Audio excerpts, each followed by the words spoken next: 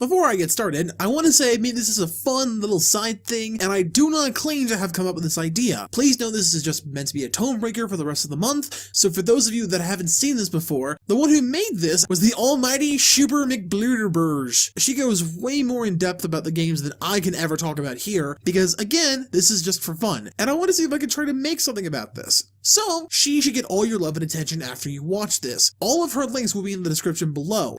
Alrighty, have we covered our bases? Yeah? Nice. Roll it.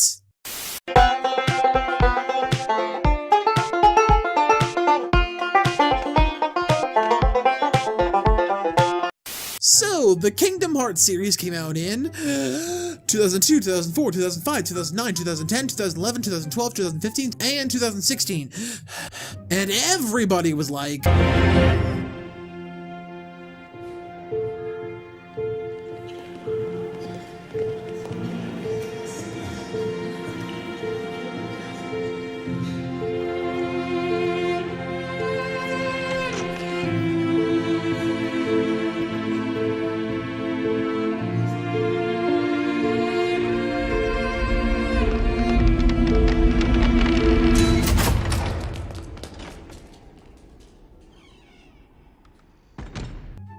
The series was met with an array of reactions ranging from crying, to screaming, to more crying, to demanding an exorcist from Fear of Satan showing up dressed like an anime boy, to wanting to kill the world with apathy, and has been the subject of interesting ideas and wacky concepts that make old ladies at GameStop sound like they're talking about a kinky fanfiction they read last month. No, not that. Being an original plot with a mashup of Disney and Final Dreamisty, people were hesitant to even try the thing out, and lo and behold, one man stood up, whispered "hold my beer," and then sorted all the unicorn ecstasy he could find and started strapping belts and zippers onto everything. And yes, even Gooby. Tetsuya Nomura was able to combine these two dissonant tones in a way that both complimented and confused everyone at the same time, making a series that spans about a year and 3 months if we're being completely honest here, timeline-wise, to the delight of everyone, and to me personally. Speaking of time, I'm going to be covering the HD Final Mix versions of these games in the Story So Far collection, because they are the most recent and relevant versions. So, sorry you two, no gameplay for you, bye!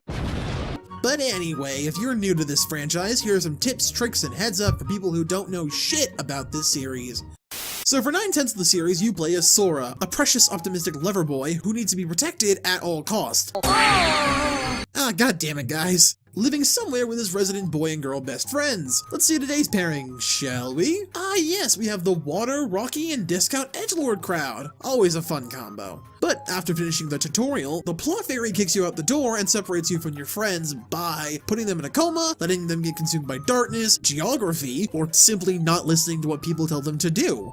But it's okay, they get better. Then you get a massive key, I think, what kind of key is that, to beat monsters over the head with. What, it's kind of fun. After 2 hours of that, you then meet, at some point or another, Donald and Goofy, who tag along on your adventure to find your friends as you low-key use them for their spaceship to find your boyfriend and resident token girl, and their pet rat with a leather fetish. Along with finding the milk carton crew, you'll be responsible for finding, stopping, and beating the Resident Evil guys in order to save the world from turning into a hot topic. You'll be able to tell them apart because they have a massive health bar and are all in this black cloak-wearing heart-shaped moon cult. You weirdos. But along the way you'll meet terrible camera work, repetitive music, the color purple, strange parallels, ham, dramatic moments, crying, Olympus for the 20th fucking time, button press songs, woo! Complete control of the Y-axis, being super duper ultra sweet because of feelings, spiky hair, all your Disney love repackaged with 2 times the awkward, the power of guys being dudes, rated M for mopey, not you, defying gravity, my precious baby boy who I love very much, a really sadistic cat, recolored models, being yelled at to go to your room at sword point, promotion shaming, your favorite waifu getting sent into emo heaven, the color white, zippers, discount Pokemon, discount Yu-Gi-Oh, discount Kingdom Hearts 1, 2 different times, my feelings being torn apart, getting in touch with your inner artist, deep-fried magician, strange architecture, Sora being super ultra friendly to everyone with a functioning brain cell, falling from grace, growing pains, and don't forget about that darkness because we got lots of darkness. It's like a skincare product, apply once daily or as desired.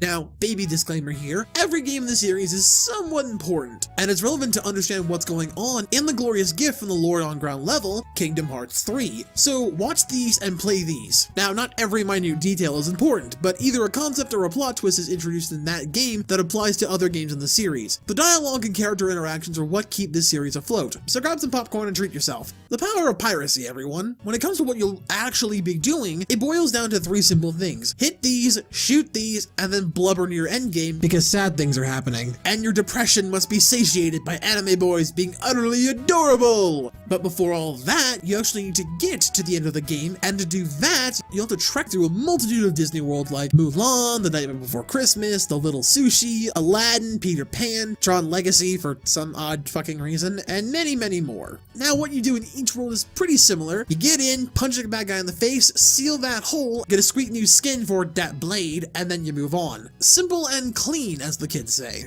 Along the way, you'll gain levels and get new abilities, or make them in a lab in the hinterlands if you're that one guy, that can change your base combo, or even do cool things, like shoot particle effects, hit things even harder, cut through the fabric of the universe, and explode! Each game has enough wiggle room in what you're doing to allow you to shake things up on a whim, seeing as you have the ability, to equip or unequip whatever you want to make the game as easy or as hard as you'd like. Now, you can't go all Breath of the Wild and strip Sora down to his shorts and nothing else, as interesting as that would be. No, you only get to control what stats the Keyblade has and whether or not you want the laser beam or the mini nuke to burst from this thing at the end of a combo. Other than that, the games have slight tweaks to how the combat can go, although something that never changes is that Donald and Goofy are the best things to have in a fight. Yeah, they'll heal you at the wrong time, but if you're in a bind and Donald is out of mana, you can go off and heal while he dies from lack of a brain. And Goofy, well, Goofy is just a good boy and a good friend. But other than them, you'll have the option to have other Disney characters in your party, and to be honest, their usefulness is kinda dependent on what the game has you doing, or if you're getting tired of having Goofy take all your fucking combos.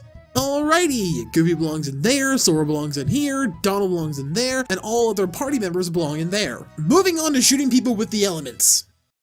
In every game, you get the use of magic, and at the very minimum, you will be granted these 4 perfect, beautiful, majestic creatures: Fire, Blizzard, Thunder, and the godsend of the spell, Cure. There are other spells, but these 4 are the constants. More often than not, they are what the game gives you first, and then adds more on later as time goes on. Each spell is situational, but these 4 are great anytime uses. Hell, I didn't even know how good Magnet and Reflect are until my 3rd or 4th playthrough, because Fire, Blizzard, and Thunder did what I wanted and did effective damage, while also knocking enemies back. Along with these spells, there are Disney character summons that can do big attacks, or help you in battle, along with giving you a hand. But in all honesty, they aren't worth the magic or whatever resource they require. But fiddle around with them and see what you like. You may get winded by Oroga, who knows? But all in all, it's up to you, gamer. I'll stick to freezing people to death and then sending them to the ER because Zeus decided to be a pal that random Tuesday. But please, for the love of God, just map Cure to the X button in the quick select menu. It will save you from so many tight jams. Tastes like grapes. Now, when it comes to extra content, there's flying on a preschooler's Lego ship, Disney Sorry, Grand Theft Keyblade, Then Sticky T-shirt party, volleyball with the moon jump code turned on, and my personal favorite, throwing your controller and breaking in frustration from these shitty, hard, frustrating bonus bosses. Also, this one's my favorite.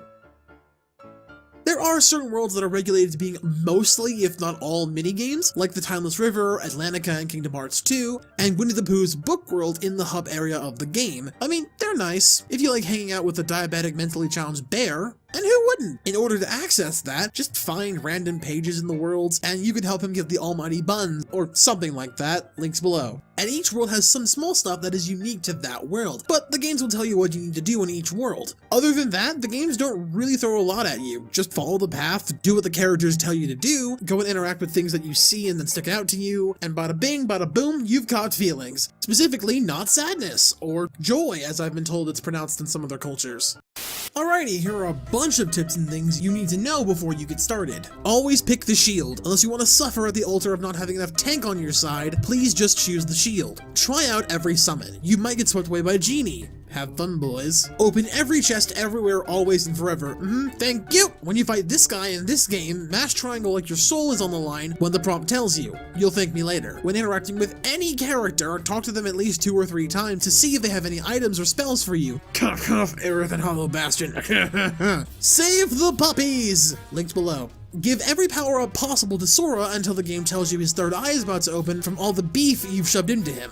Get on the Hydra's back. Unlock, perfect, and use Sonic Blade as soon as possible, and then spam it until you're dining on the Swiss cheese that used to be your enemies. Get the Surges if you're having a bad time. Also get XP Walker, it's literally just free experience, links below. Fling yourself at walls and then keep jumping off of them and you'll frickin' ascend. This also applies to most boss fights in this title, so go nuts. To avoid dropping altogether, go to Notre Dame, hit the bell to find a thing called Drop Me Nots, and then go to the Flying Buttresses Mafia shop and get as many as you can afford. Also grind those Dream Eaters into paste if you want them abilities. Kill everything until it's dead. And lastly, grab a box of these, sit on one of these, shut up, and get ready, because you'll be drowning in an ocean of these, because this series is so damn emotional, I think my heart broke itself in half so it could take a break from the feels. So, while Kingdom Hearts as a series has some wacky moments and is overall hard to look at sometimes for the sheer what the fuck factor, it's still great to see oddball concepts like this work the way this one did. Square wanted to strike that balance between the magic of Disney and the drama and tone of a Final Fantasy game, while also forging their own mark on both series. And while not every game in the series is a winner, the HD remastered collections of these games shows that innovation can be rewarded and can be rewarding to see unfold, because this series will grab you by the ribs and make you feel things, and it's just as entertaining today as it was when the series began. And while we wait for the almighty end to this tetralogy, these are still worth going back to and enjoying for what they are. Except these two. My name is Chris, and I hope this Basics Beginner's Guide makes your gaming experience a little better. So please rate, comment, and subscribe to the woman who inspired this, Super Butterbuns. And I hope you have a fractastic day. Oh god, it's finally done. Oh my Jesus Christ. Okay, so quick little blurb at the end. I normally don't do these, but I'm trying to mimic someone important here, and I hope she sees this. God, I hope she sees that this took me an entire fucking 12 hours to do. I know it's only 11.5 minutes long before I do this, but it is an immense amount of work, and Buns, I now respect you even more for the work you put into these, because I thought this would be able to be done in like 5-6 hours. No, the opening joke that I have for this video that you've seen took me an hour and a half to get all the faces and all the right angles, and the door shutting was actually about 20 minutes of me just slowly creeping in on Sora's face so that it closed, and it looked perfect, and I was so happy how that turned out. The rest of the video is honestly just a mish of everything I could think of off the top of my head. I wrote this script at like 11 o'clock on a school day when I was at college, and I just was kind of dicking around, and then it kind of turned into this. So it's kind of haphazard on what it's talking about. It mainly focused on Kingdom Hearts 1 and 2, because those are the ones that I have the most experience with. I've only played Dream Drop Distance twice, so I have a few tips in there, and I felt like the command deck system was pretty much the exact same thing as abilities, just with the triangle button, so I didn't really go into depth there. I figured that, you know, combat, abilities, magic, and all of those things kind of blended together in every game, so it made the most sense. Also, fuck Recoded, I'm just gonna put that out there. I hate that game. Anyway, if you didn't hear me the 5 times I've mentioned this, but yeah, Super Butterbuns has, you know, been the inspiration. I am not claiming this idea. I love her. I love all she does. I want to get to know her. I want to be her best friend. I'm gay. She's gay. We're already like one step in the right direction. That's totally bad, but like it's kind of true. Like lesbians or bisexuals and gay guys kind of go hand in hand, and it's kind of hilarious. So it would just be kind of fun for me to have that interaction. Plus, I just think she's hilariously funny, and I love her shit, so that's why this exists. But if you haven't seen her before, or she's the one that directed you to me, if she reposts this or whatever, I'm not expecting her to. But anyway, if that's the case, hi, I'm new to this. I have something else coming out in 2 weeks that I gotta get started on because it's gonna give me a fucking headache. But I love her, I adore her, and I hope that she likes this. My name is Chris, and I hope you guys have a fractastic day. Bye!